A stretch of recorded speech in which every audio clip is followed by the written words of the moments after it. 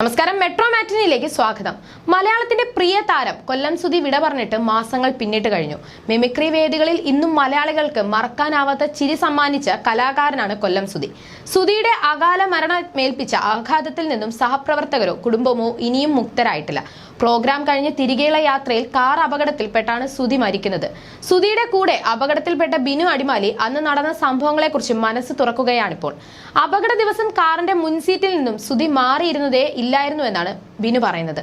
മാത്രമല്ല, സുധിയുടെ കവിളിൽ ഉണ്ടായിരുന്നത് ഒരു മുറിവിന്റെ പാട് അതുപോലെ തന്റെ മുഖത്തും വന്നിരിക്കുകയാണെന്നും ശരിക്കും അന്ന് നടന്ന സംഭവം എന്താണെന്നും ബിനു പറയുന്നു. പുതിയ സിനിമയുടെ പ്രൊമോഷൻ പരിപാടിയിൽ സംസാരിക്കുകയായിരുന്നു താരം. ആക്സിഡന്റ് ഉണ്ടായ ദിവസം നമുക്ക് എന്തോ സംഭവിക്കാൻ പോവുകയാണെന്ന തോന്നൽ മനസ്സിലുണ്ടായി. അന്ന് സുധി വണ്ടിയുടെ ഫ്രണ്ട് സീറ്റിൽ ഇരിക്കുകയാണ്. എന്നും ഞാനാണ് ഇരിക്കുന്നത്. അന്നേ ദിവസം ഇവൻ എന്ത് ചെയ്താലും അവിടെ നിന്ന് മാറില്ല, അവിടെ തന്നെ ഇരിക്കുന്നു. ആ യാത്രയിൽ നമ്മൾ പലയിടത്തും വണ്ടി നിർത്തി ഭക്ഷണം കഴിക്കാൻ ഇറങ്ങി. ഞങ്ങൾ ഉള്ളിലേക്ക് കയറുമ്പോഴും ഇവൻ വേഗം തന്നെ വണ്ടിയുടെ മുൻ സീറ്റിൽ കയറിയിരിക്കും. തിരിച്ച് ഇങ്ങോട്ട് വരുമ്പോഴും ഇങ്ങനെ തന്നെയായിരുന്നു. മഹേഷ് കുഞ്ഞുമോന്റെ കാര്യവും ഇങ്ങനെയാണ്. വളരെ അത്ഭുതകരമായിട്ടുള്ള കലാകാരനാണ്. അങ്ങോട്ട് പോയപ്പോൾ വേറെ വണ്ടിയിൽ പോയ ആളാണ് മഹേഷ്.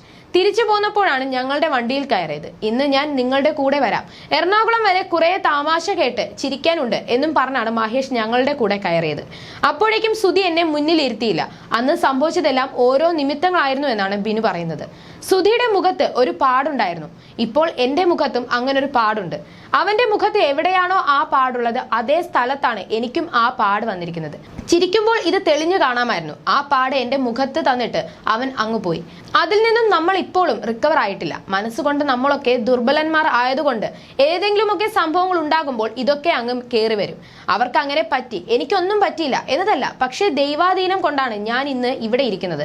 ഞാനും അവനും ഒരുമിച്ചുണ്ടായിരുന്നു, പക്ഷേ അന്ന് അവന്റെ ദിവസമായിരുന്നു എന്നും ബിനു അടിമാലി പറയുന്നു. ആരോടും ഒരു പരാതിയോ പരിഭവമോ ഇടിച്ചു കയറ്റമോ പരാതി പറയലോ ഒരാളെ പറ്റി കുറ്റം പറയുകയോ ചെയ്യാത്ത ആളാണ് സുധി. ഞാനൊക്കെ അവനെ പറ്റി എന്തെങ്കിലും കുറ്റം പറഞ്ഞാൽ പോലും ചുമ്മാ ചിരിക്കും. ബോഡി ഷേമിംഗ് എന്നൊക്കെ മറ്റുള്ളവർ പറയുമെങ്കിലും ഞങ്ങൾക്കിടയിൽ അതൊക്കെ ആസ്വദിക്കുന്ന കാര്യങ്ങളാണെന്ന് ബിനു സൂചിപ്പിച്ചു. സ്വന്തമായി ഒരു വീടെന്ന സ്വപ്നം ബാക്കി നിർത്തിയായിരുന്നു സുധിയുടെ വിയോഗം. അതിനുശേഷം അദ്ദേഹത്തിന്റെ കുടുംബത്തിന്റെ കഷ്ടപ്പാടുകൾ ഏറെ വാർത്തയിൽ നിറഞ്ഞിരുന്നു. നേരത്തെ തന്നെ വീട് വയ്ക്കാൻ സഹായവുമായി പലരും വന്നെങ്കിലും സ്ഥലമായിരുന്നു പ്രശ്നം. ഇപ്പോൾ വീട് വയ്ക്കാൻ സ്ഥലം സൗജന്യമായി നൽകിയിരിക്കുകയാണ് ഒരു പുരോഹിതൻ. അംഗ്ലിക്കൻ സഭയുടെ മിഷണറി ബിഷപ്പായ നോബിൾ ഫിലിപ്പ് അമ്പലവേലിലാണ് സുധിയുടെ കുടുംബത്തിന് വീട് വയ്ക്കാൻ 7 സെന്റ് സ്ഥലം ദാനം നൽകിയത്. സുധിയുടെ മക്കളായ ഋതുലിന്റെയും രാഹുലിന്റെയും പേരിലാണ് സ്ഥലം രജിസ്റ്റർ ചെയ്തിരിക്കുന്നത്. സുധിയുടെ ഭാര്യ രേണുവും മകൻ രാഹുലും അത് സംബന്ധിച്ച രേഖകൾ നോബിൾ ഫിലിപ്പ് അമ്പലവേലിൽ നിന്നും ഏറ്റുവാങ്ങി.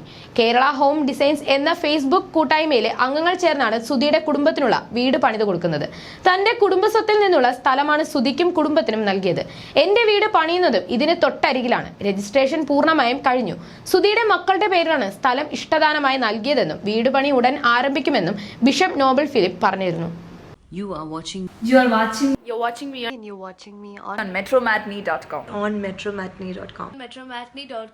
metromatney.com. Subscribe for more videos. Subscribe for more videos. Subscribe here for more videos. Subscribe now. Thank you.